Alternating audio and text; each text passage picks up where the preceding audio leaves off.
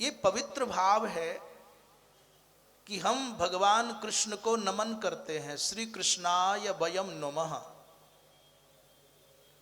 श्री कृष्णाय वयम नमः माने भगवान श्री कृष्ण को हम नमस्कार करते हैं। और ये केवल क्रिया नहीं है, भगवान कृष्ण को नमन करना मात्र कोई नमस्कारात्मक व्यापार नहीं, क्रिया नहीं, ये भावनात्मक आराधना है। इसका तात्पर्य है कि आप अपने हृदय के सिंहासन पर बिठा करके भगवान कृष्ण को वंदन करें।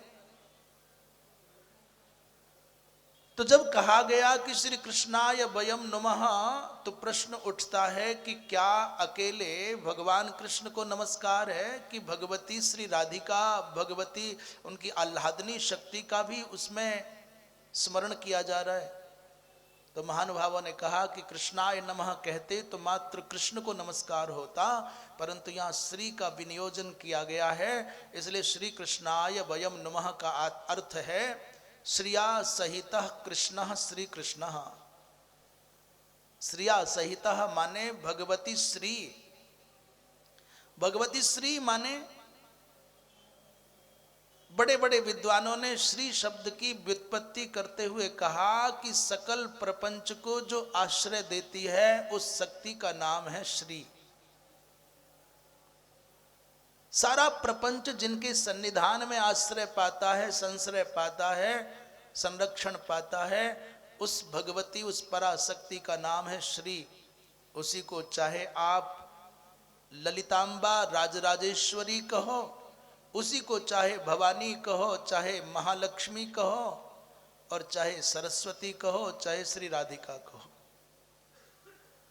तो हम यहां पर श्री शब्द का अर्थ अभिप्रेत है हमको श्री माने राधा, इसलिए श्रिया माने राधया सहित कृष्ण श्री कृष्ण। स्वाभाविक रूप से प्रश्न उठता है भगवान श्री कृष्ण कैसे हैं जिनको नमस्कार करना है? भगवान श्री कृष्ण का स्वभाव कैसा है, भगवान श्री कृष्ण का स्वरूप कैसा है, उन भगवान श्री कृष्ण का क्रियाकलाप व्यापार कैसा है, क्या करते हैं वो? उनके स्वरूप के विषय में जिज्ञासा होने पर विद्वानों ने, शास्त्रकारों ने, संतों ने, मुनियों ने कहा सच्चिदानंद रूप हैं वो। और सच्चिदानंद रूप माने उसी को चतुर्थ्यंत किया तो सच्चिदानंद रूपाय, अर्थात सच्चिदानंद शब्द में तीन शब्दों का समावेश हुआ। एक है सत, दूसरा है चित और तीसरा है आनंद। ऐसा कह सकते हैं सारी सृष्टि को इन्हीं तीन शब्दों में समाहित किया जा सकता है। ऐसा भी कह सकते हैं ब्रह्म सत्ता का कोई आपको अभिधान रखना हो, कोई नाम रखना हो,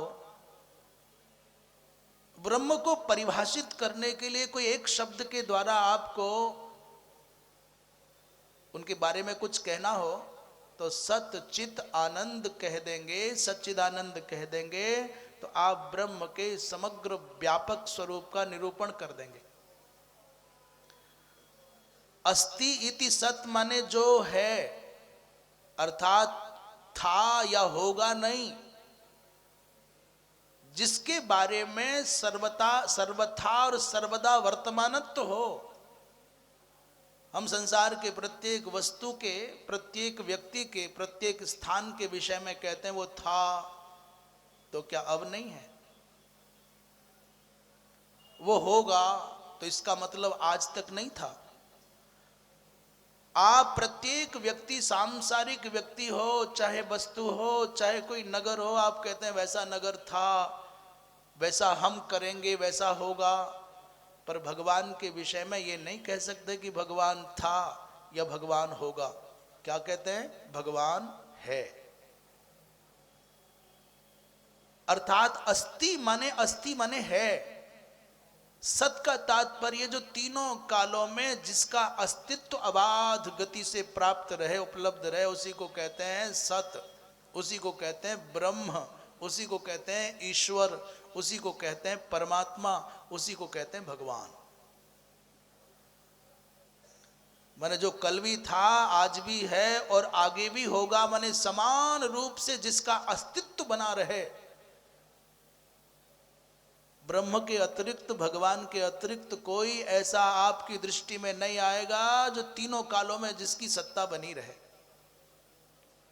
और चित्त का तात्पर्य ज्ञानवान, और आनंद का तात्पर्य जिसकी प्राप्ति की संकल्पना मात्र से मनुष्य का चित्त सुख से, आनंद से, अनुराग से, आह्लाद से भर जाए। जिस पल व्यक्ति भगवान की स्मृति से जुड़ जाता है, जिस पल व्यक्ति भगवत कथा से जुड़ जाता है, जिस पल व्यक्ति भगवान के भजन से जुड़ जाता है, मैं सत्य कहता हूं, संसार के किसी भी व्यक्ति के पास कोई पैरामीटर हो, तो यदि उसका संबंध जुड़ गया है तो सृष्टि का सर्वोत्तम पुण्यात्मा जीव वही होगा। भगवान के साथ से संबंध कटते ही दुख में, व्याधि में, विपत्ति में, पराभव में, चिंता में डूब जाता है। और जैसे ही भगवान की पावन स्मृतियों से उसका संबंध जुड़ता है तो वो आनंद रूप हो जाता है। उसको पता नहीं कौन नीचे और कौन ऊपर, कौन अच्छा और कौन बुरा, कौन खोटा और कौन खरा।